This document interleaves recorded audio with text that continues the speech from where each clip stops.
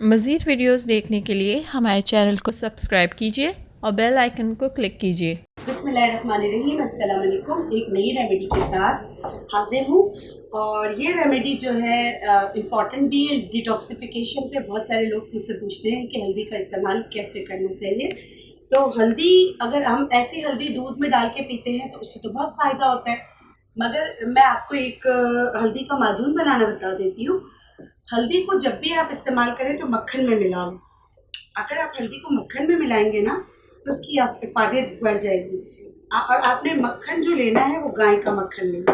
मैंने क्या किया, तकरीबन 3 से 4 चम्मच मैंने मक्खन लिया है। उसमें मैं प्योर हल्दी जो है, चोट हल्दी जिसे कहते हैं, आंबा हल्दी कहते हैं, देखिए ये रहा, ये मैं इसमें मिला रही हूँ। एक वो हल्दी होती है जो गांठों वाली हल्दी होती है, एक चोट हल्दी कहलाती है, आंबा हल्दी कहलाती है।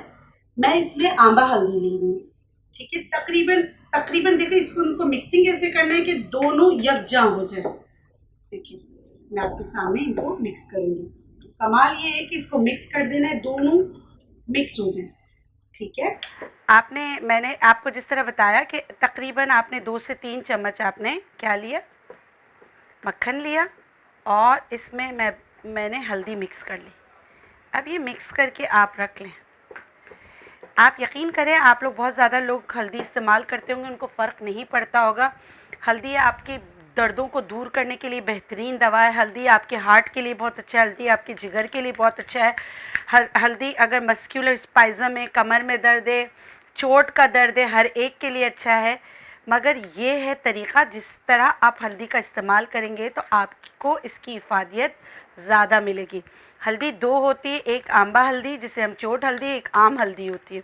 आम हल्दी भी के फ़वाइद भी बहुत हैं, मगर यहाँ मैं आपको बनाना बता रही हूँ, जो सिखा रही हूँ। देखिए ये यकजा हो गए, सारी हल्दी मिक्स हो गई मक्खन में, ठीक है। ये देखिए मक्खन में पूरी मिक्स हो गई। अब ये जो मक्खन में मिक्स हो गई है, आपको ये नज़र आ रहा है।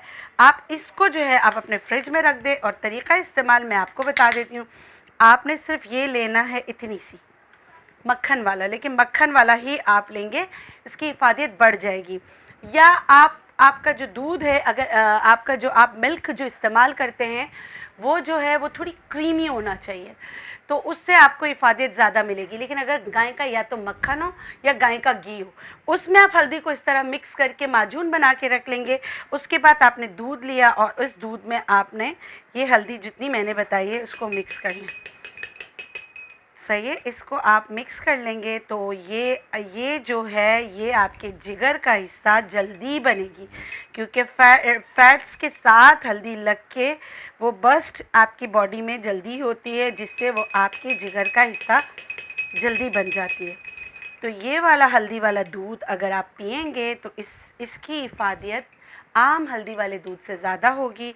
अगर चोट लगी है तो उसके लिए अच्छा है, मोच आ गया उसके लिए बहुत अच्छा है, जिस्मानी दर्दें हैं तो उसके लिए बहुत अच्छा है। ये आपने हल्दी वाला दूध पिया। और अगर आप वैसे ही अपनी बॉडी की डिटॉक्सिफिकेशन चाहते हैं, कि बस आप चाहते हैं कि आपकी बॉडी के अज़ा जो है वो फाजिल जहरीले मादे जो आपके जिगर में जमा हुए हैं वो निकल जाए, उसके लिए बहुत अच्छा है। उसके साथ आप क्या करेंगे, जब आपने ये हल्दी वाला दूध पिया, उसके बाद आपने ली 1 चम्मच इस्पागोल।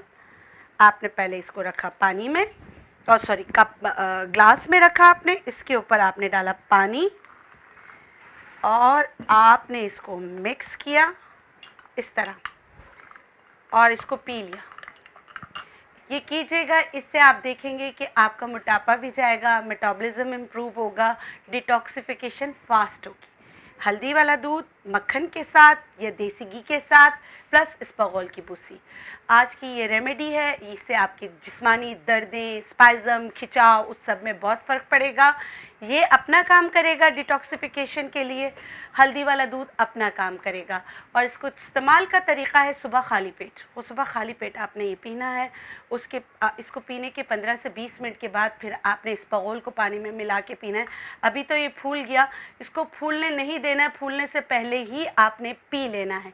ये दो रेमेडी साथ होंगी। इसका फ़ीडबैक ज़रूर दीजिएगा। मेरे चैनल को सब्सक्राइब कीजिए और आपको चीज़ें अच्छी लगती तो लाइक भी कीजिएगा। इंशाल्लाह फिर मिलेंगे एक नई रेमेडी के साथ जो आपकी सेहत को बेहतर बनाने में, आपकी ज़िंदगी को बेहतर बनाने में आपकी मदद करेगी। अल्लाह हाफ़िज़।